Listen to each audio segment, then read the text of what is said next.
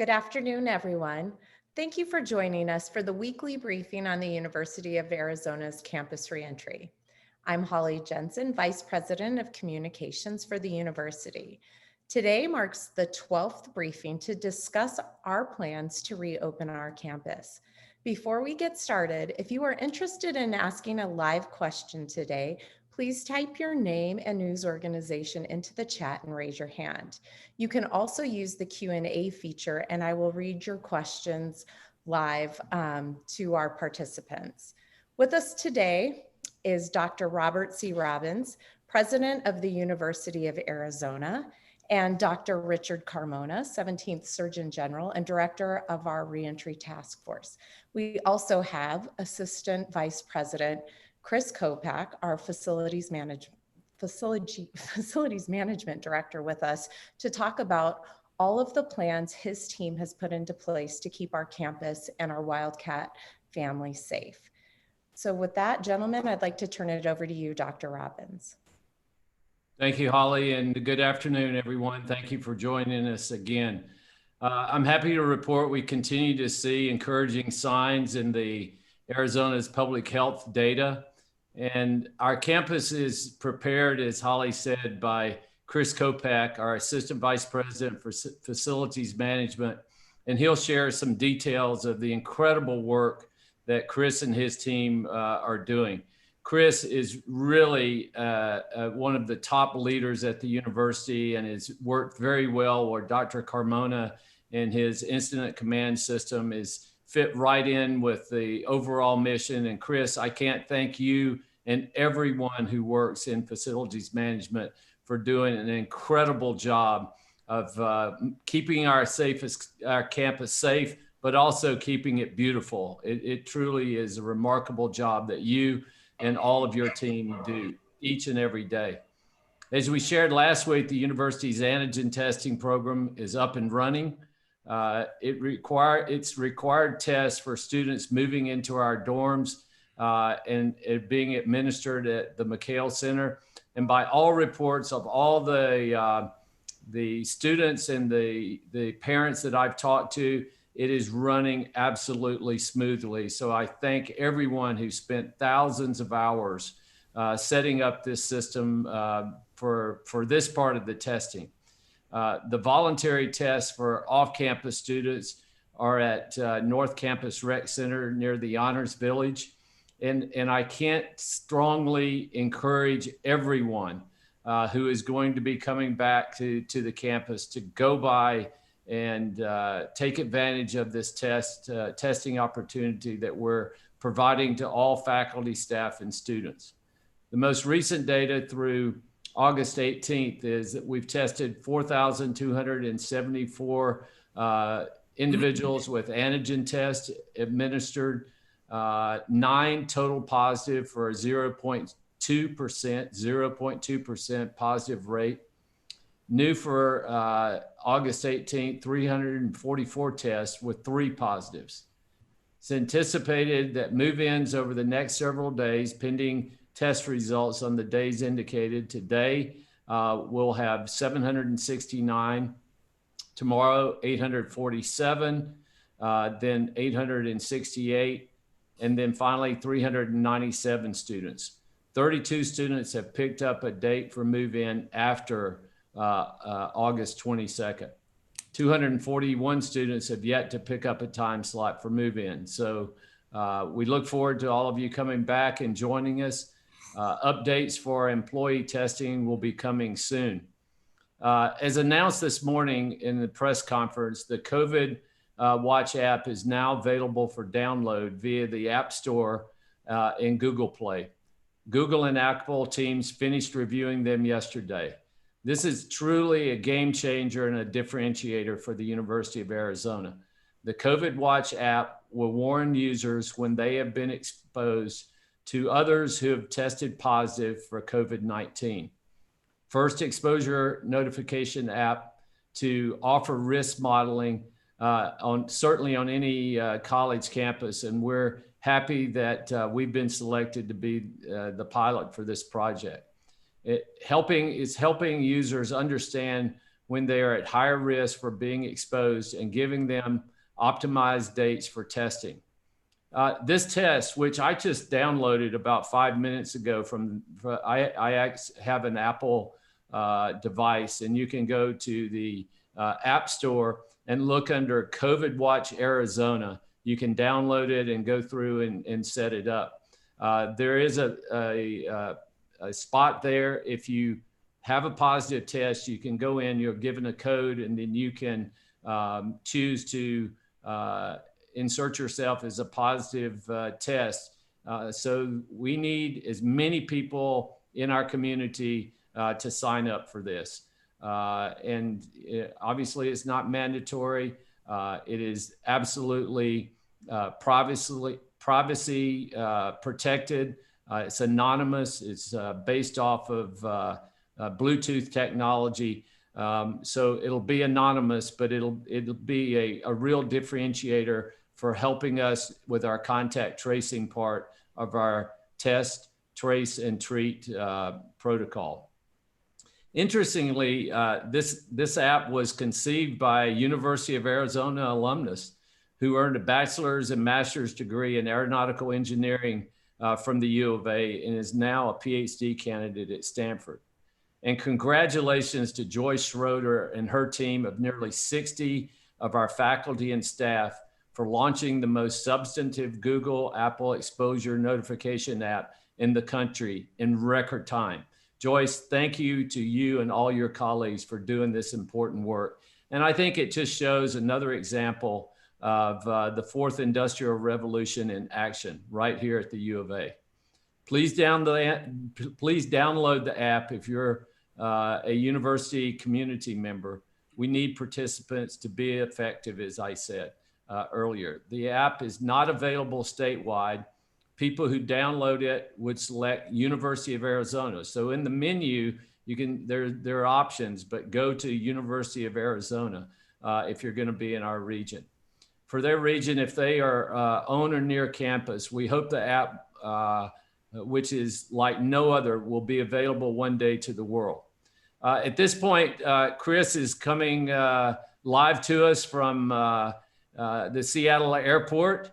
And Chris, please share with our audience how you and your team of COVID busters are making our campus safe, as well as beautiful. Well, thank you very much, President Robbins. And and Dr. Carmona, it's always a pleasure working with you. As President Robbins mentioned, Assistant Vice President of Facilities Management, also the Logistics Co-Chief, working with our ICS and then LISO folks on many different committees.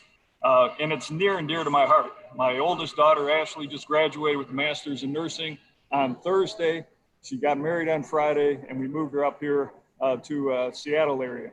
And so I have a son in the engineering college. Another daughter will be here shortly. It is near and dear to keep everybody safe on campus. And the fact is, our team, and it really takes a team to make this happen, facilities management, 600 strong, and the provost and the faculty and the researchers. I mean, it's so much amazing stuff going on to create this campus safe. We broke in the entire state of Arizona into 12 zones. We've broken 10 zones within just main campus as we've looked at following all the CDC guidelines with signage on our buildings, sneeze guards, 1,329 sneeze guards have been fabricated from our carpenter shop. We put over 3,000 touch-free paper towel dispensers in our restrooms on campus. Way early in the pandemic, back in March, we knew it was very serious. And actually, even before that, we have cleaned our buildings for health for over 15 years. We always knew there was influenza, upper respiratory infections would hit campus when the students and faculty would come back in January. We always switched to a stronger disinfectant. And sure enough, when this pandemic happened in March, EPA said the disinfectant we use kills the COVID-19 virus. We also went ahead and created a disinfecting station, over 5,000 spray bottles of disinfectant. It's kind of like the milkman of old. We issue out the disinfectant, we refill it every evening, and the faculty, staff, researchers can go ahead and use that and drop it off for a refill every day. So that process has gone on very well. And as I said, the zones on campus, 10 zones, 10 project managers within facilities management, working in a great collaborative effort with everybody throughout campus. We also then took the city of Tucson, any area that was University of Arizona, and then the entire state. I've had project managers going from Yuma up to Maricopa, over to Cerro Vista, our farms, making sure they have everything from the sneeze guards to the personal protective equipment, signage, everything they need to get this campus back up and running.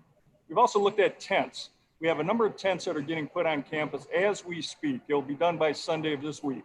These tents are over at our rec center that our students can go outside, open air tents and work out, relax from maybe a stressful test that's coming up. We have tents, 5 tents that will be used for our student union, where we will not have open seating in the lower level of student union. Up in the ballroom, we've gone ahead and put over 200 sneeze guards on our tables, but the tents that students can go out not only for eating or maybe the online class and just relax. There'll be multi-purpose tents. In addition to the 5 at Student Union and the Rec Center, we also have a number of tents spread throughout campus. And again, multi-purpose, enjoy this beautiful weather we have in Arizona and have fresh air coming in. And fresh air now. We've also looked at that. I've been in the facilities field for 30 plus years.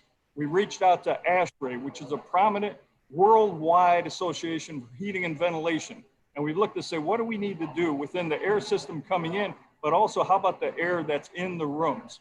We put MERV filters from 7 and 8. We've increased those to 13s in our campus buildings. So we're filtering out the germs and the the germs and the viruses as best as possible. And as President Robbins mentioned, we also went ahead and way upstream in March, we went ahead and did isolation training for our custodial staff. Nowhere in my time has custodial been as important as it is now. We've gone ahead and trained our staff in isolation procedures. My background from the University of Michigan hospitals, we brought that in, working with our great team to go ahead and make sure they were well trained on cleaning COVID-19 cases up, and they are. I affectionately call them the germ busters. When we get a call 24/7, I've gotten a call if I'm in Seattle, if I'm at home on Sunday, we have a contact tracing group that's working together with our risk management, our public health folks, campus health, to make sure we're keeping everything safe. And then our facilities management custodial team will respond and clean everything up within 1 hour. They've done just a great job. And so from the hand sanitizers that we've gone ahead and put over 3,000 hand sanitizers in every front entrance, in every classroom, our 500 classrooms. And then when we talk classrooms, we're creating that additional space in our big auditoriums and also our classrooms so we can keep that physical distancing. So with all that going on, it's just a great effort. And as President Robbins mentioned too, then you have the testing and the tracing and the treating group. Our researchers and Dr. Dakin, that entire team of researchers who are just doing an outstanding job with the antibody testing, the antigen testing, which facilities management has also supported in getting supplies. And then there's Ian Pepper. What's Ian Pepper doing? Ian Pepper is checking the sewer systems. Yes, sewer systems. We have 20 locations on campus. He's pulling sewage up on a routine basis. We can tell within the dorm 7 days before it's prevalent that do we have a COVID issue? He can do that. Great research. I mean, it's cutting edge research, and that's what the University of Arizona does. And so as I wrap up, I know I'm going to have to get on a flight, but I just want to say facilities management, Liesel, Dr. Carmona, President Robbins, and all the great teams to keep our students safe, our faculty safe. And as I said, right from the heart, my daughter who I dropped off in Seattle, we want to keep our students safe. I want to keep my son who's in engineering, and I want to keep your students safe. We take it very serious. I've been at the university 24 years. We love our Wildcat family, and I have no doubt, because we've been on campus for 22 weeks, that this campus is going to get up and running. And if we got a challenge, the ICS group, Liesel folks, and everybody else will hit it head on in a positive manner and keep our Wildcats safe at all times. So with that said, I think I've covered a little bit about what we've done, but it takes a collaborative effort, and that's what we got at the U of A. The University of Arizona, keeping our Wildcat family safe. We love having your students come back. Love having my kids at the U of A too. So thank you, President Robbins, Dr. Carmona, and Holly, and everybody else. Take care. Chris, bear down and mask up. Have a safe trip back, and we look forward to seeing you when you get back. Thank you so much. All right, Rich, I don't know how you follow that. That was, Bobby, I was just going to say that that's a tough act to follow. I would have It rather is, gone before him. as He's got you well enough know, energy for Chris all of us. is just all in. He knows every inch of this campus, and just a tremendous leader. And I'm just so proud of everything that everybody at the university has done working together to get the campus ready. I would just remind people there have been over 7,000 people a day on campus over the summer. We haven't had any major outbreaks, but why don't we go to the data? Maybe you'll cover that. We'll have a brief conversation and get to the all important questions that I know that Holly has queued up for us. Thank you, Bobby, and I appreciate it. And again, we are all very thankful for Chris as well as the whole team here at the U of A. I know that the ICS feels very gifted that we have so many extraordinary people that surround us on a daily basis.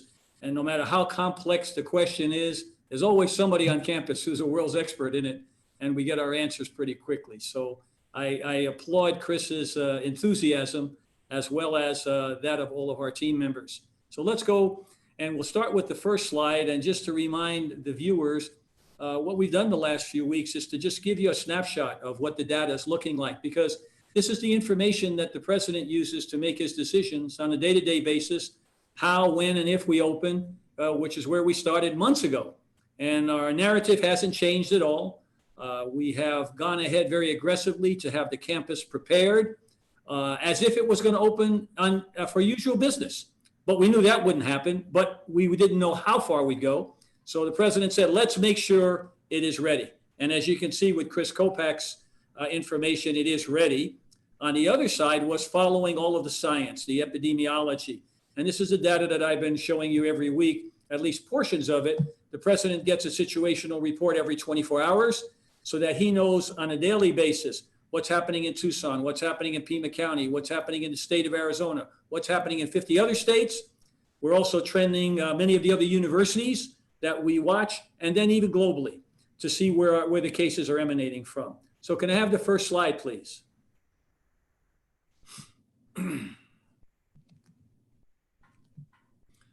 So as we've done in the weeks past, we talked to you about the COVID Arizona cases by day. What's important in this slide again, the downward trend in cases continues to drop. So you notice that slope on the right, it continues to move down as we're getting toward the end of August. And again, Bobby and I still lose sleep over all of this every night, but we are cautiously encouraged that the movement of the data that we look at is moving in the right direction. Next slide.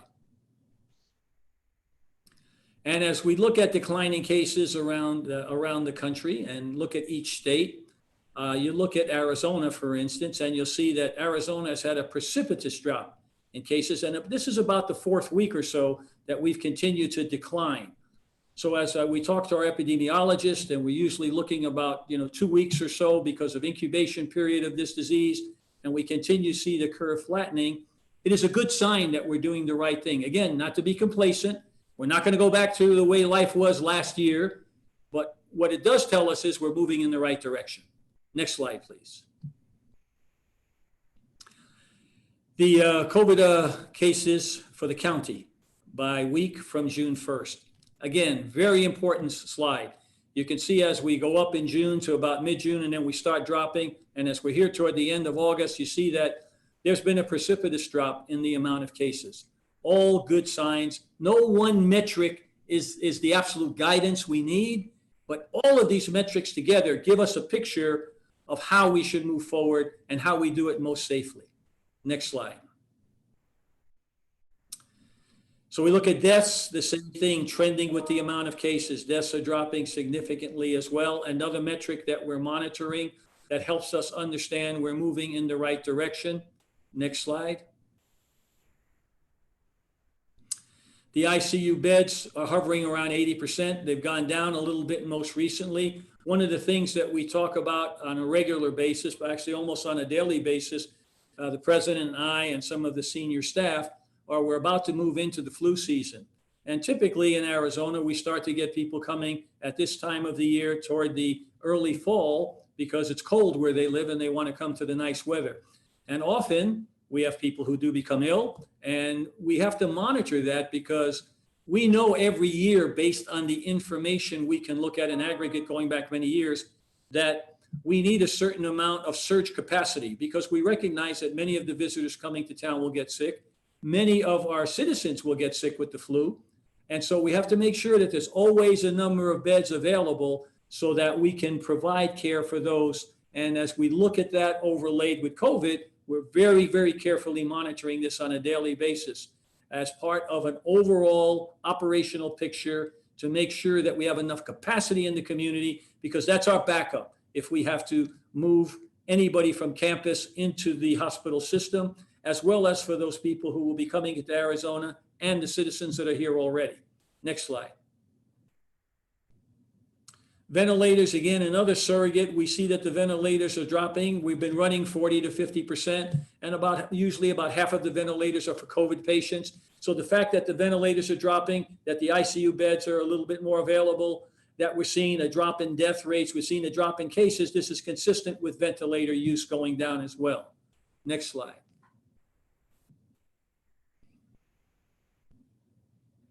Now, this is a really important slide. I emphasize it every week, and we're very proud of the green over there.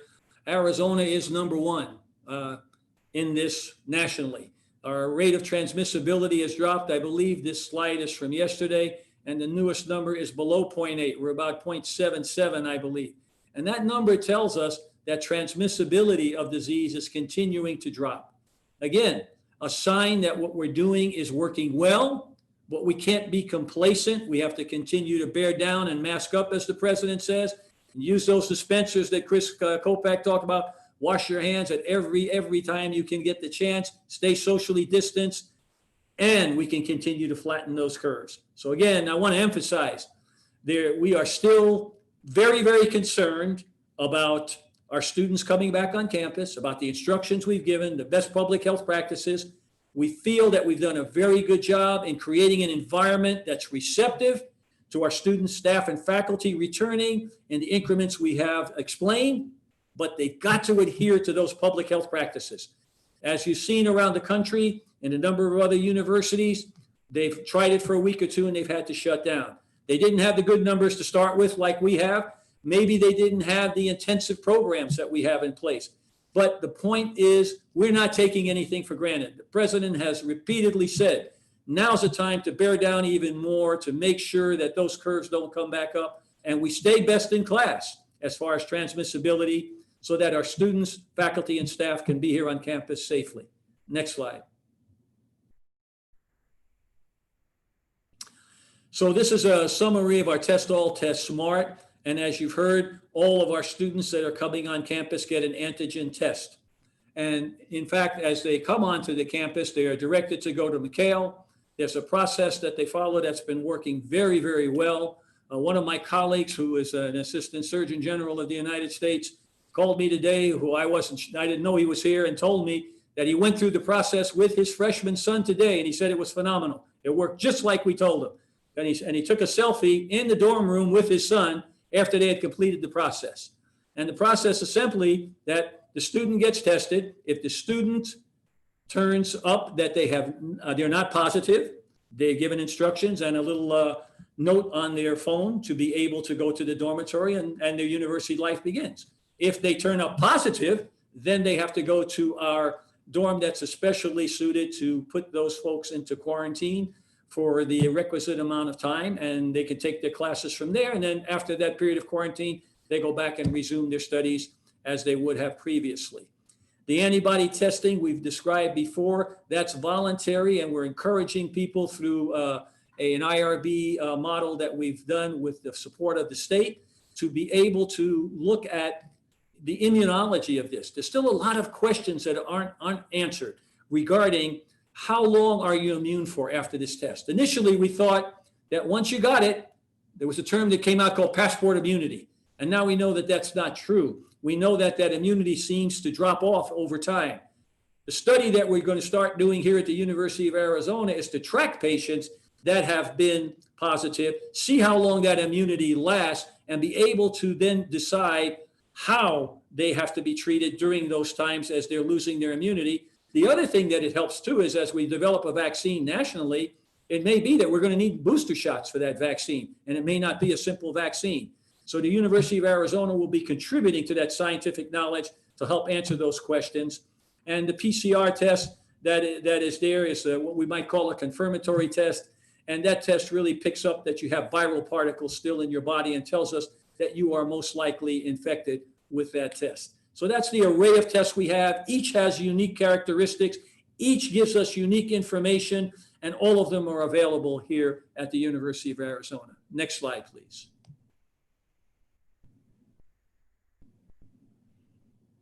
So this is a further breakdown of the reentry process that I just mentioned to you with the tests at the bottom, polymerase chain, antigen testing, antibody. I would focus on the antigen testing, which is what we're doing with our students. And again, when the students get tested, within an hour, they get a message on their phone, which tells them you're clear, and that's their passport to get into their dormitory so that they can begin university life. So again, this is a busy slide, but it condenses a lot of complex information. So you can see our 3 tests. The one we're focusing on is antigen, which is basically the entry exam, if you will, to get onto campus and begin your university life again. Next slide. Okay, back to you, Mr. President. Lots happened since we met last time.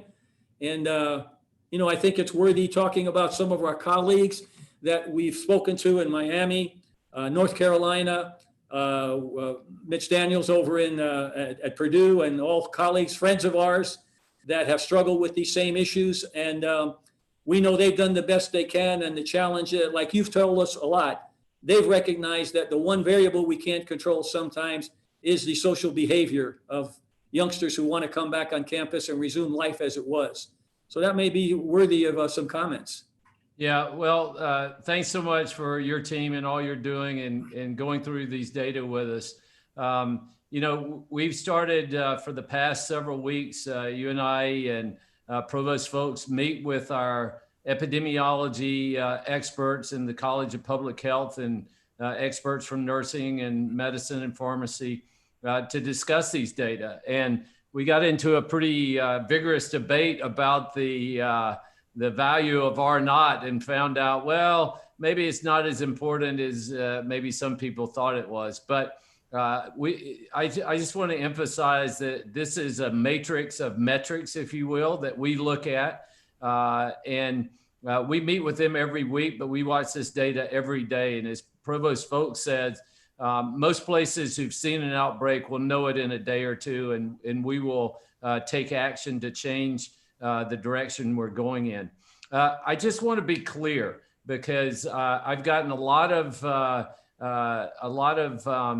questions from the faculty and even from students and staff about what's going to happen on Monday. This is our last briefing before we begin classes on Monday, and I tell you, the students are very, very excited about getting to start their career, especially those first-year students who had their senior year in high school taken away from them, and they're eager to get on campus. I talked to a young woman last night who's in our prestigious musical theater program, which is very competitive, and she's disappointed she's not going to be able to do any performances this year, but still happy to be here and at the University of Arizona. And so many parents have reached out and said how confident they are that we've done everything we possibly can to assure that there are protections in place, all that we've done with the test, trace, and treat program that we put in place, all the things that Chris has done with his team. But even after doing all of that, that may be not enough. Even if most people follow the rules of washing your hands, covering your face, staying as far away from as many people as possible, it still may not be enough. And so that's why we're going to watch very, very carefully. And if we have to make adjustments in what we've got planned. So just so that I'm very, very clear with everyone about this, on Monday, classes will start. most every one of our students will be in a remote or a hybrid type of situation. They will be taking their classes remotely, but there are some students, and I think Provost Folks has told me there are about 5,000 students who will be attending in-person experiences starting on Monday for what we're terming essential courses. I always like to talk about chemistry labs or engineering labs or gross anatomy labs or those kind of experiences. We want to make sure that everybody understands that's what we're going to do, and we're going to move forward with that on Monday. We'll watch that, and we will watch the data every day. We'll have a meeting with our experts to review this matrix of metrics on Monday afternoon. And if we see any kind of outbreak before then we'll reconsider even starting with these essential classes in person. So I just want everybody to be clear about that. Then we'll use this time on our weekly briefings. We'll continue to do them throughout the semester. And if there are any major policy changes about how we're going to move either forward or backward in terms of the policies about how we'll conduct classes, we'll do that through this press conference and briefing and through written communication from Holly and Steve Moore out to the entire university community. I think it's really important as we see our colleagues that we have worked very closely with in North Carolina and across the country see the disappointment that they had within a week of having to just shut down. My understanding is that they basically are sending their students home, and it's really disappointing. They've got one of the top public health colleges in the country.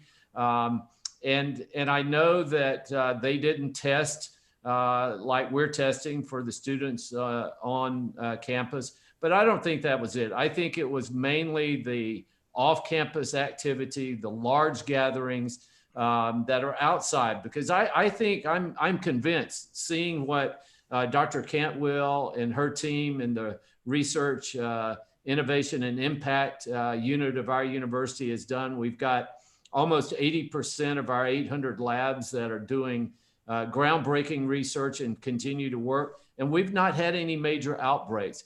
I'm not as concerned, I know, as you and I have shared, Rich, about what goes on in these controlled environments with Chris and splash guards and physical distancing, all that. It's the activities that go on outside of campus and then bringing infections back to campus. That ultimately, if we have major outbreaks, that's what'll get us.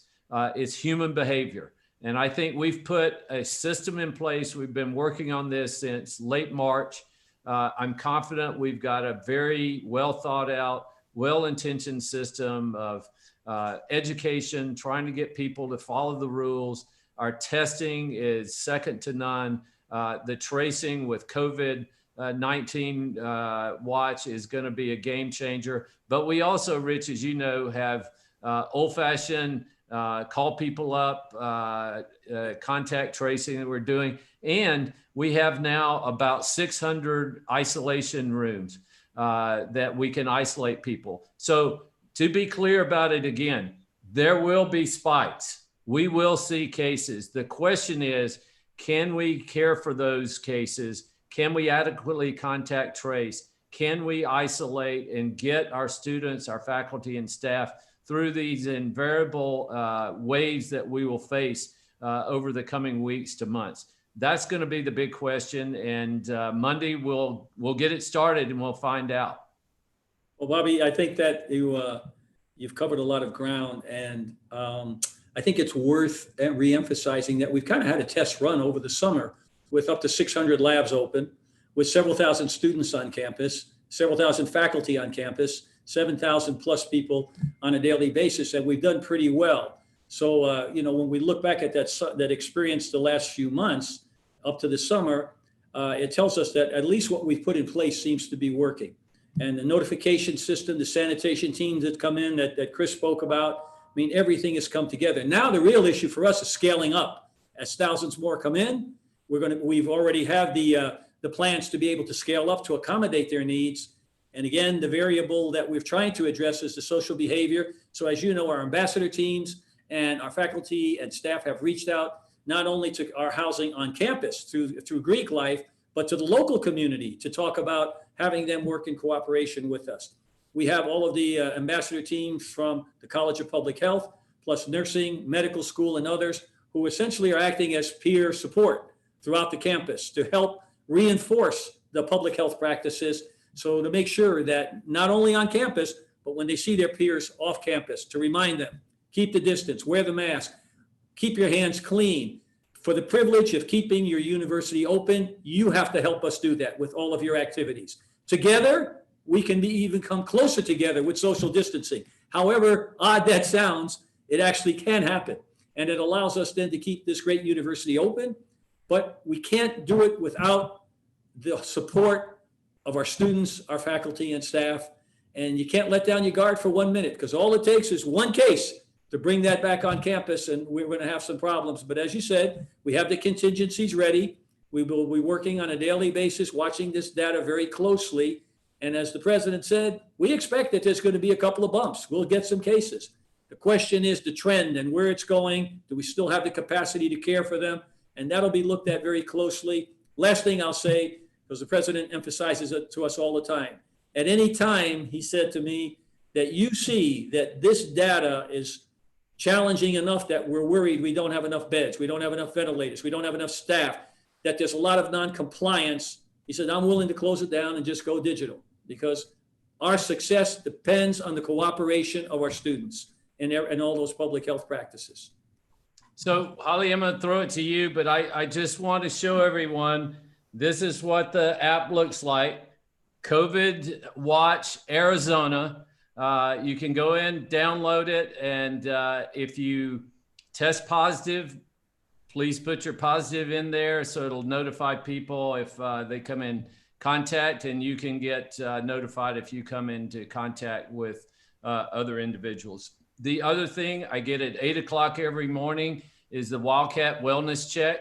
That's going to be mandatory. I saw where President Crow has a similar system at Arizona State. We think those are two important technology enablers that will help us. But again, at the end of the day, we can build the perfect plan, but we have to have everyone follow the rules, have respect, mask up, and bear down. So let's go to some questions, Holly.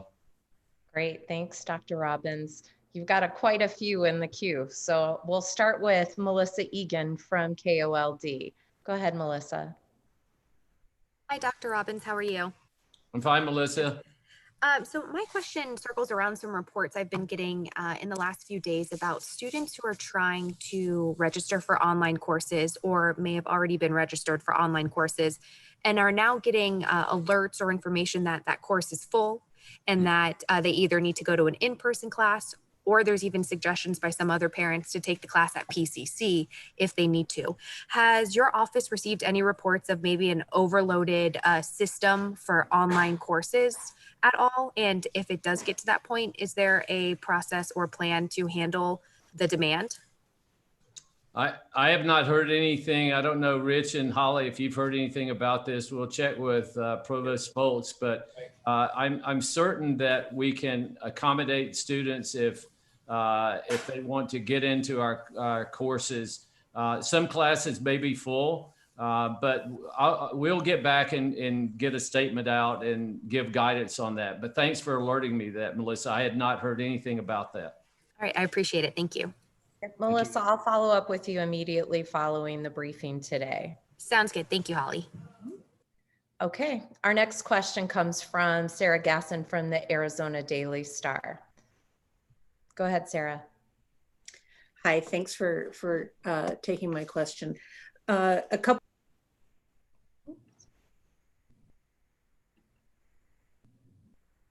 I think we have a little bit of a problem. Can you hear me now? Yep. Sorry about that. Thank you. You've mentioned the student behavior as being the big uncertain factor in this situation. I mean, universities can't keep students from binge drinking or sexual assault or any number of other behaviors.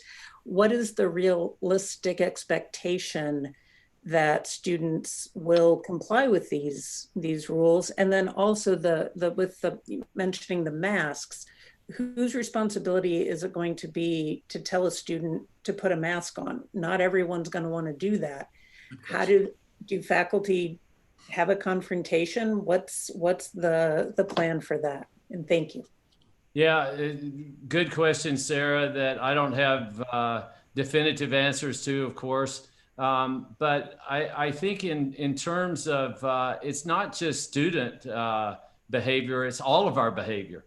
And the other thing that concerns me is what's going on in our community. We're starting to see some downward trends in the data, but we still have cases. And my concern is that once students come back and they go out into the community and go to shops and go to restaurants, that there'll be a chance for spread of the virus. So we're going to be watching this very carefully. Look, I think that just as you highlighted, we can't tell people what to do. We can strongly encourage them. And my hope is that people will follow the rules. I think if we do the three things that we all know that are important: wash our hands, cover our face, stay as far away from as many people as possible, combined with our testing, our tracing, and our isolation efforts, I think we can handle these surges that we invariably are going to get.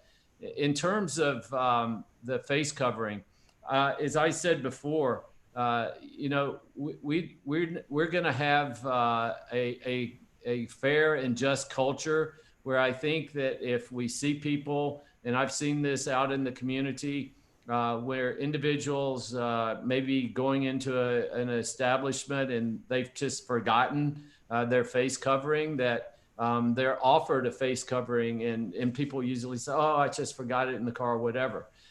So I think it'll be a fair and just culture where people are allowed to say, you know, if you forgot your face covering, may I offer you an extra one? We're going to have extra face coverings all throughout campus. But you're right. There will be certain people who will resist face covering for whatever reason they do. Outside, we encourage it strongly if you can't physically distance. But if you come into any buildings, it's going to be a requirement. Then, you know, it's the same thing if there's a disruption in the classroom for whatever reason. There'll be warnings, and there'll be code of conduct violations that will be reported to the dean of students. And then if it's employees doing it, then of course there would be notification to their supervisors. But we hope that everybody will really pitch in together, because the one thing we can do to signal that we really care about others is simply cover our face, basically all the time. And that will go a long way of sending a message. We're really serious about this. Even when you're off campus, even, you know, if you're alone and you're biking or you're running by yourself, okay, that's a different story. But pretty much the rest of the time, we really, really strongly implore people, cover your face, wash your hands, stay away from as many people as possible. Bobby, one thing I'd add that ties in with the question, you know, as you know, we spent a lot of time the last few months discussing this issue of compliance and how to enhance the environment so there is compliance. And as you know, we have charged our health ambassadors from the College of Public Health and our student EMTs. We have a whole EMS system on campus run by Tim Gustafson, who is now part of our ICS.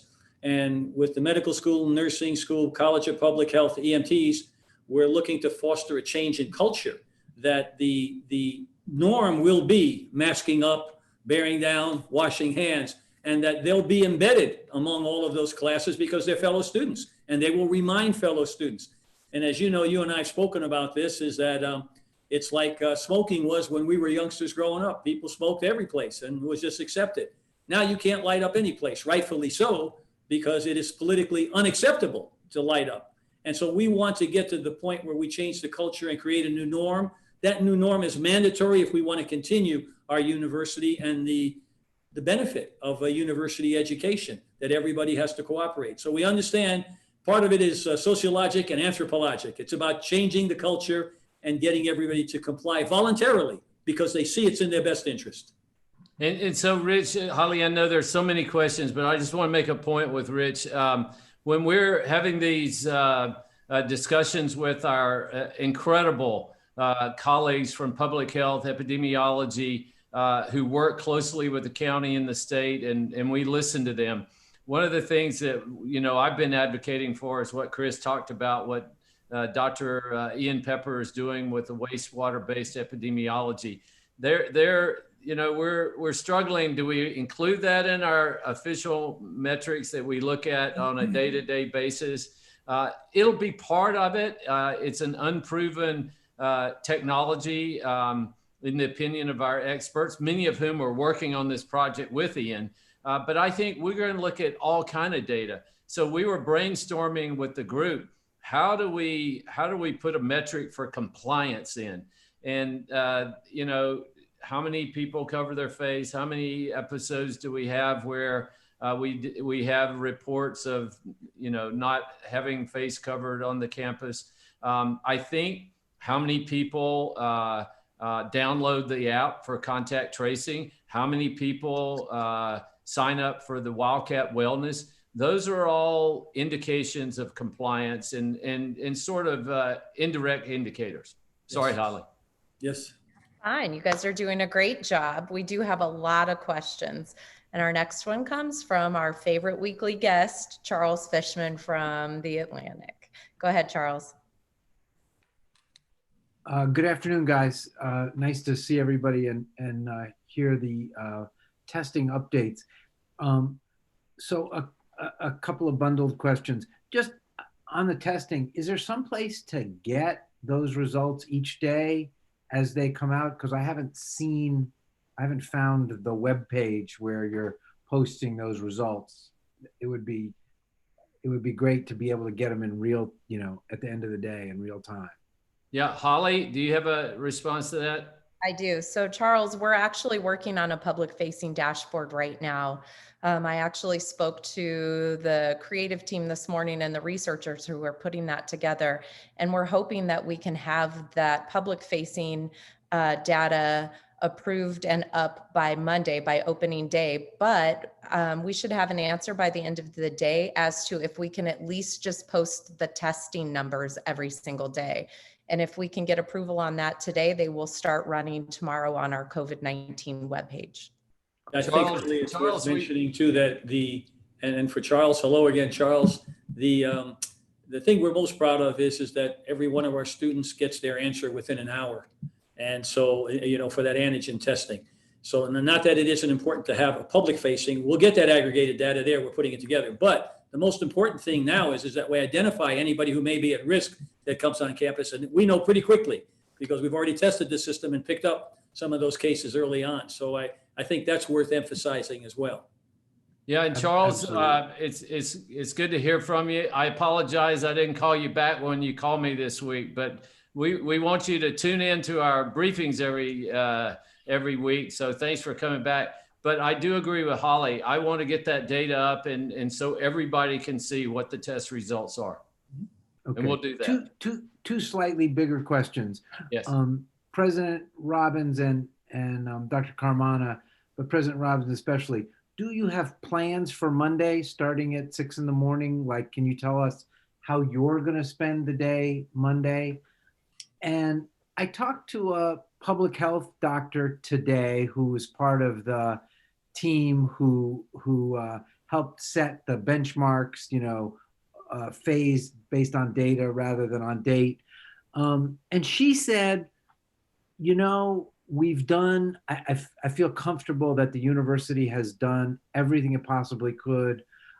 She's particularly happy that phased opening of classes was slowed a little bit and shifted to be based specifically on data. She said, I personally, as a public health official, would be satisfied. I would actually be thrilled if we can even stay at phase 1 through the entire term. If we can keep everybody safe enough without ever even going to phase 2 to keep those essential classes meeting in person and keep people here all the way through the term. She said, I would, especially given what's going on now, I would consider that a huge success. So where will you be Monday? And what's your reaction to the idea that maybe phase 1 will be as good as it gets, and that's not failure, that's victory? Yeah, I think those are very good points, Charles. I don't know. It seems like I start my day every morning about 4 o'clock doing East Coast interviews and then roll into Zooms. But I am very, very eager to get on campus. I'll be there this weekend visiting students in the isolation dorms and telling them, you know, try to buoy their spirits of, you know, just get on your classes and do them from the isolation dorm, and then you can get back to your regularly assigned dorm. I would agree that you know, we'll see how things go on Monday. We will be watching the data, as we've said, over and over and over again. And I would consider it a great success if we finish the term out in the essential courses being completed by the break. Yeah, I would declare victory on that, Charles. However, if we perform better than expected, because everyone seems to be doubting that that we're not going to have an out of control outbreak, which we very, very well may have. But I do think that we've got the capacity in the dorm rooms for isolation. We've got the capacity in our hospitals in Southern Arizona, the ICU beds, to be able to withstand cases that test positive. And so that's going to be the mitigating factor of when we move to no in-person interactions. So yeah, I think if we go along for a few weeks and everything is going well, we don't see a major spike that we can't handle, then, you know, it'll start to cool off a little bit. And if professors choose to start having some of their classes outside in small groups or even distance inside, but we would want to slowly roll into this. And we've committed to giving, as fairness to the professors and the students, at least a week's notice through this briefing mechanism and through communication documents. If, in our opinion, of looking in consultation with our faculty and health experts from the county and the state and our faculty in the city, if we can start to relax the requirements about having in-person gatherings. Right now, we're limited to 10 people, but we're going to slowly roll into this and see how it goes, Charles. I will continue every chance I get to advocate to Governor Ducey. Please keep the bars closed. Please keep enforcing the message to have face coverings when you're out around people, and to be with us around wash your hands, cover your face, stay away from as many people as possible. And we do have a testing protocol and a tracing protocol that I do think we've put a lot of effort into, all the things that Chris reviewed. So I think we're really well prepared, but you know, even the best laid plans, oftentimes you can't execute on. And if we find ourselves in that predicament, then we will de-escalate our activities. And sadly, those people that need these labs and these hands-on experiential classes just won't be able to get them, including the performing arts and other things. All right, Dr. Robbins, the next question comes from David Uberti from the Wall Street Journal. Go ahead, David. Hey everyone, thanks for doing this. I really appreciate it. I had a question about the dashboard, just to follow up on Charles, just about how granular that data will be. In one or two of the other universities that have rolled out dashboards, they've gotten some flack for how often they update that with new data, or the extent to which they're providing sort of numbers on what clusters have popped up. I understand, as a university perspective, there's some privacy laws that you have to deal with, and then ethical considerations about privacy concerns. And I was just kind of curious if you could walk me through your thought process in terms of deciding what data to share, both from sort of the public health perspective, we need to sort of respond to this in a good way, but also just sort of communicating as much information as you can at any given point with the students. Yeah, Holly, do you know what the data sets are that you're thinking about for the dashboard and the publicly facing side? Just to be clear about it, David, and thank you for being here for the press conference and staying around for this briefing. We look at all the data, every bit of the data we can get. I can probably say, based on the conversations with our colleagues, we may not be immediately publishing our wastewater-based epidemiology data because it's new and maybe that's not a thing that should go publicly facing, but we'll be looking at it. And as I said, we're developing these metrics for compliance, and many of these things, as Rich keeps pointing out, are untested.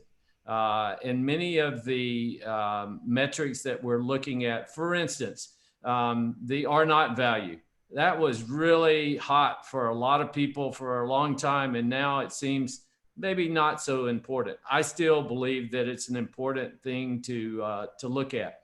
Moreover, I think looking at the number of ICU beds available, we're saying we're debating, is 80% the right number? Well, what about if it's 70%? Or what if we go to our hospital colleagues and say, hey, we're starting to see a ramp up. Why don't you slow down some of the elective surgery you're doing so that we have ICU beds and are able to handle a surge? But if we get to the point where we need those ICU beds and we're getting up against the edge there, then we obviously would make the decision to de-escalate and ask people just not to go to any in-person activities. I would. Go ahead, Dr. Carmona. I was going to turn it over to you. Thanks. I just wanted to add with Bobby, we have been, before the discussion of metrics became something that everybody's talking about on a daily basis, we started many months ago tracking metrics that were publicly available and things we had to find.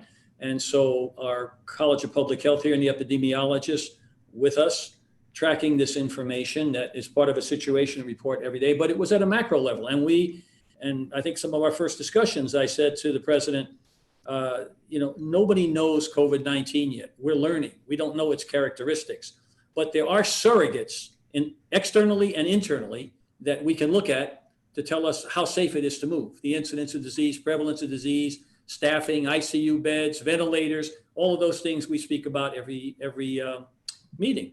Now, our College of Public Health has attempted now to put some metrics there to say, well, if we get to 50%, as you said, 60%, 70%. So the guidance, these are not tested equations that have been, independently validated, but we all recognize it's a new world. And you see the variation across the country with all of our colleagues who are trying to put together information very rapidly to give them greater predictive ability. This will come in the future when we can look back across the nation after this is over, be able to assimilate all of this data, put it into a workable document, and be able to then assign incremental risk factors to things. what worked, and what didn't work. We will be better prepared in the future from this experience. But now we're learning as we go along. So I think that the benefit we have is we have great thought leaders here on campus, just like North Carolina had and Notre Dame and Miami. But again, this is dealing with the unknown. And so I think that we spend time speaking to our colleagues because we are trying to crowdsource information. Did they learn something that we could use? Do we have something that they could use? And we share that information. So the fact that some of our colleagues who struggled and now they had to reopen, I feel for them because I know they worked hard to try and come up with a solution to be able to keep their students happy and faculty happy and staff happy and parents happy, but it didn't work, okay? But that's gonna factor into the future so that when COVID-20 comes around, and it will, and it may not be a COVID, it'll be something else, we will be better prepared to understand how best to deal with the pandemic because this is the first one in 102 years. And back then they didn't have all of the data sets and things that we have today. So I just wanted to put that in perspective, that I'm very pleased with the passion of our scientists coming together with innovative ideas to try and address this issue. But right now we are all in a testing phase. It's a big experiment as we're moving along. But as we get to the end of this and look back, we will be better, smarter, a richer nation to deal with these complex issues. I think you said it perfectly. So our next question comes from Chris Conover, and I will open your mic now. Go ahead, Chris. Hi, thank you. Actually, a couple of my questions been answered. This is more of a clarification. Dr. Robbins, at the beginning, you said there have been 4,000 tests on campus and with 9 positives, and then you mentioned something about 3 positives. So I just want to make sure my math is right. Is it 9 or is it 12? Yeah, I think, Holly, you can provide Chris with the data. I think there have been 9 positives in the over 4,000 tests we've done, and I think the 343 or 44 number that I stated was the most recent ones, and 3 positive. Correct. So the way that goes, Chris, is that we cull the data every single day. The researchers and the labs run 2 reports for the president every single day, one at 4 and one at midnight. So the overall number is that we had 9 positives with the possibility of having 3 today without those reports being run. So we'll know more at 4 o'clock, and then we'll have an overall number by tomorrow morning with the entire day's worth of testing today. Okay, perfect. Thank you. Thank you. All right, our next question comes from Shaq Davis. Go ahead, Shaq. Oh, hold on. Go ahead, Shaq. Righty, appreciate it. Yeah, first of all, all right, Chris Kopak had to leave there, but he mentioned the tents there. That was something that was mentioned to a family I talked to is they won't have enough time to get back to their apartment. They want a quiet area to maybe do a test or have a class. But it's 100+ degrees outside. So we're just kind of wondering about those tents there. And another question I had is if do you maybe anticipate maybe a refund of fees or room and board like we had last semester? If there was a sudden shutdown, then you had to send students away. Is there any plans in that category as well, President Robbins? Thank you. Yeah, Shaq, I think the tents, certainly it's hot. There's no doubt about it. I really like it hot. So I love this time of year. But being in the shade definitely it will help people to get them out of the hot sun, and it lowers the temperature. Plus, my understanding is there'll be some cooling units around. I'm not sure there's going to be a lot of fans, but some cooling units that people can take advantage of. I'd love to see us get to the point where we could have some small classes out in these tents or in some of the stadiums even. We've got incredible weather here in Southern Arizona. So my hope is that we'll be able to make use of that. But as I had to learn, being the proud recipient of 5 kidney stones, you need to hydrate, especially here because there's not a lot of humidity. So even in the shade, we need to continuously hydrate. In terms of refunds, we're not anticipating refunding any tuition, and we plan to keep our dorms open even through surges. Now, if it got so bad that we had to do what North Carolina did and close our dorms, then I think we would have to take that under advisement. I don't anticipate that would be necessary this time. My sense is that on spring break, we had the advantage of having people not here, and we just told them not come back. But in fact, there were about 600 students that remained in our dorm throughout the completion of the spring term. And so our dorms will stay open because many people don't have anywhere else to go. And so we will keep our dorms open for those students who want to stay here. And we think, I think there are about 5,000 students in the dorm. With the isolation units and the protocols that we have, we're confident we can weather any surges with the dorm rooms that we have. So I don't anticipate that we would be telling people you got to move out of the dorms and go home. I think we would look at the data. We'll let the science and the metrics guide us. If we were to have to de-escalate back to a digital only format, we would allow people, obviously, if they want to stay in their off-campus housing, we don't have any control of that. But those people who want to stay in our residential dormitories, my sense right now is our plan is to keep those open. So we're at about an hour and 8 minutes. So this will be our last question. I just want to preface that with, I know there's a few follow-ups and there's quite a few questions in the chat. So I will follow up with everybody directly after the conclusion of today's press conference. So our last question actually is in the Q&A, and it comes from Edward Celaya, and it's from the Arizona Daily Star. And he says, the U of A has claimed its antigen test is nearly infallible. Has there been any independent verification on this test's accuracy?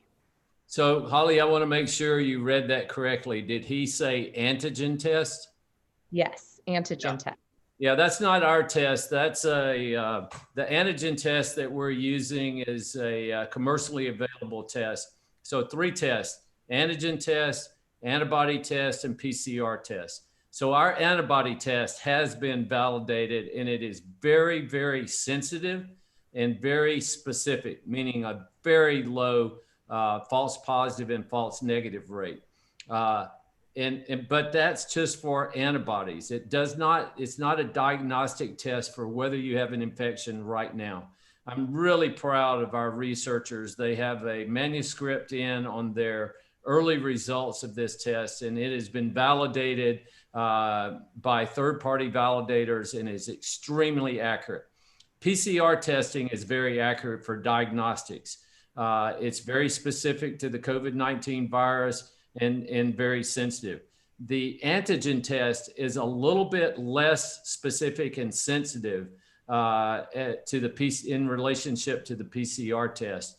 But we believe that it is accurate enough for us to give, if you use it frequently enough, and that you can get meaningful data in terms of helping to manage cases for isolation and contact tracing. I will say that the specificity and sensitivity of the antigen test we're using is over 95%. So it's very good, but not quite as good as the PCR test. If you have a positive antigen test, there's a confirmational PCR test that are done, and all symptomatic individuals be given the PCR testing. So everybody's going to be an expert in molecular biology and public health and learn all of this, but it's really, really important. Bonnie LaFleur and Michael Hammer and Cecilia Rosales, 3 incredible doctors here at the University of Arizona, have an incredible incidence testing random survey of individuals that will go on throughout the fall semester, so that we're able to pick up cases in asymptomatic people. Remember, that's what the tough thing is in this whole pandemic. How do we identify those asymptomatic people who are positive? The symptomatic people, they'll find their way to a test, and we'll do those tests. We'll have access and we'll turn those around frequently. But it's trying to find those asymptomatic individuals, and that's why the frequency of testing is so important. Great. Thanks, Dr. Robbins. I just want to have a quick reminder following that on testing, that our testing for employees begins on Monday, August 24th. That's the first day of school here. And those tests to employees will be available at both McHale and at the North Rec Center. And then our ongoing testing for students on campus is ongoing now, and that runs through the 22nd. And our testing for our off-campus students, which is voluntary, will run now through September 4th. And any of those groups of people can sign up on our website. If you go to the COVID portion of the website of the uova.edu website and then go to our testing links, you can sign up and get registered. And like following Dr. Robbins' comments, we ask that everybody get tested before they come to campus. Ali, I wanted to just say to Bobby, I just remembered that question reminded me of our early discussions many months ago about the testing and external validation and FDA and EUA, and how you pushed for that to make sure that we did validate that long before anybody asked a question. You stepped in and said, we're going to get this validated, and we did, and got the EUA for emergency use authorization from the FDA. And then we're able to look at that data to show that very high sensitivity and specificity of our antibody test. That's ours. The other tests are not ours. We use those from other organizations. So much to your credit, we did do that a long time ago. Yeah. All right. Thanks, everyone. We'll see you next Thursday, right? Correct. Thanks, everybody. Thank Bye. you.